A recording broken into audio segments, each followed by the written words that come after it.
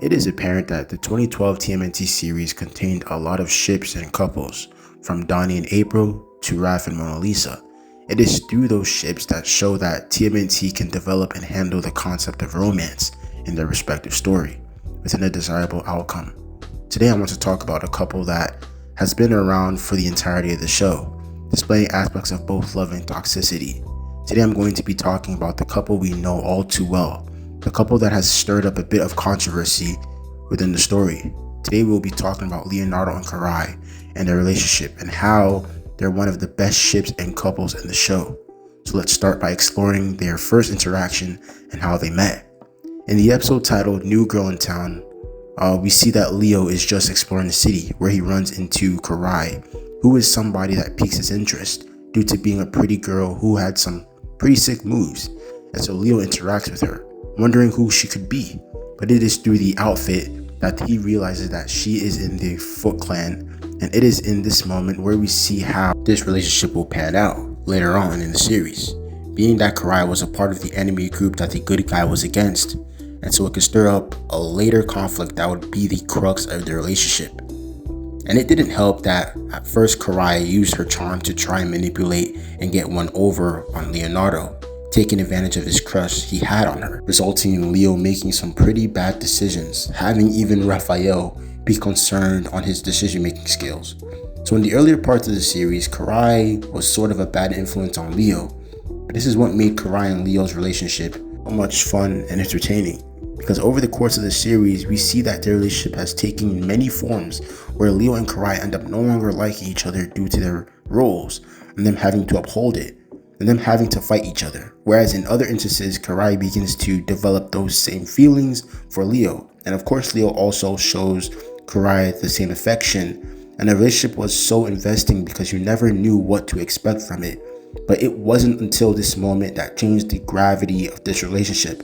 Because in the episode titled The Manhattan Project, it is revealed that Karai is actually Master Splinter's daughter, making Leo her stepbrother or brother, whichever one you want to call it. And I say this to say that in terms of story writing and narrative, this was a good plot point to further advance the series. But we all, as Larai fans, really realize that that ship must come to an end, which hurts us to the very epicenter because we grew so attached to this couple that we couldn't see them not being together. Leo's love for her became even more noticeable down the line because he didn't see her as a potential girlfriend, but as a sister he needed to protect.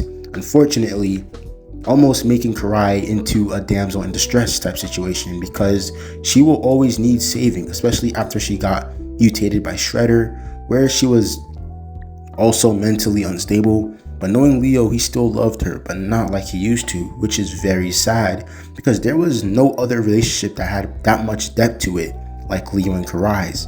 And it's sad to see it go, but at the end of the day, they were still a good couple to the time of their existence. Seems like Karai, even after learning of this fact, still had feelings for Leo, especially even more than before because of how much she knew that Leo cared for her. And it sucks that there wasn't really a chance due to them being adoptive siblings. But like I said before, the writers taking this role or route with Karai's story and character makes a lot of sense, story-wise, due to it already being hinted at that Karai wasn't even Shredder's biological daughter, so it left fans wondering who her parents might really be. I wonder how Splinter would feel about Leo previously liking his daughter, and the girl Leo has been telling him about is his daughter.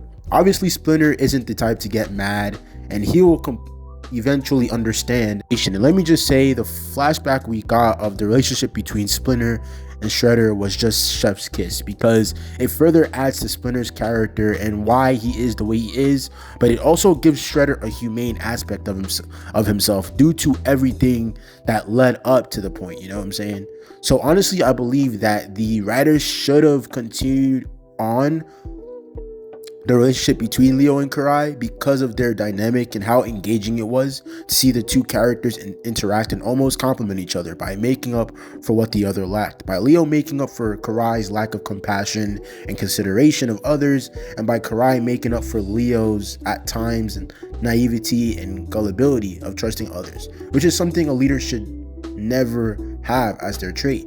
I just wish their relationship, lasted and remained a little longer, because of the changes they were making in each other's lives, from Leo actually kind of growing on Karai even before the whole reveal, because Karai, she kind of, in a sense, listened to Leo. Leo finally kind of, warmed up to her, due to Leo constantly warning her about Shredder and warning her about not working with him and that he's not good for her.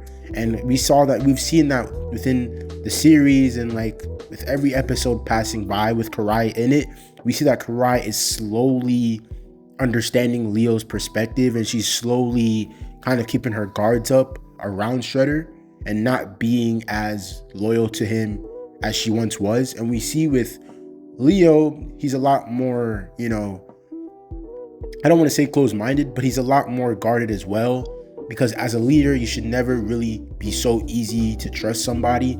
And so with Leo, through Karai, kind of teaching him the ways of being a real ninja and to never let his guard down, Leo begins to become more serious and a lot more ninja-like, because he's now not just gullibly believing anybody's story, and he's just a lot more serious and a lot more grounded in his in his ideas, which is really cool. Yeah, man, I felt like Leo and Karai, I just wanted their relationship to last, even though I do understand why the writers took that route for them, because honestly it just adds to the plot. Because Master Splinter, I'm so glad that he's tied into all of this as well, because I was slowly becoming worried that Splinter wouldn't play such a big role anymore. But obviously the turtles are the main focus, but I just wanted Master Splinter to get more shine because he's one of my favorite characters, so why not? And us getting that flashback of him and Shredder being childhood friends and training in the same dojo, and Shredder getting jealous of Splinter because he had a wife, Tang Shen, and it seemed like Shredder also had a crush on her. And so for Splinter to kind of not steal her away, because Tang Shen was also attracted and she also liked Splinter, but to take, in his eyes, Splinter taking her away from him just kind of made him angry. So the only way he can get back at him was by stealing his daughter Karai. Yeah, this story was I just loved the flashback, and we just got to see Shredder and how he felt and how he was able to raise Karai into his own daughter, kind of brainwashing her into thinking that he was her father all along, which was so interesting. And yeah, man, that just brings me to the point where I've said that Karai and Leo's relationship was just so interesting and so interwoven with so many other aspects. I just made it one of the more important parts of the show. And yeah, man, I hope you guys enjoyed the video. I hope you guys enjoyed the video. Did you guys like Leo and Karai's relationship? Please, guys, comment that down in the comment section down below. And I'll see you guys in the next one. Peace.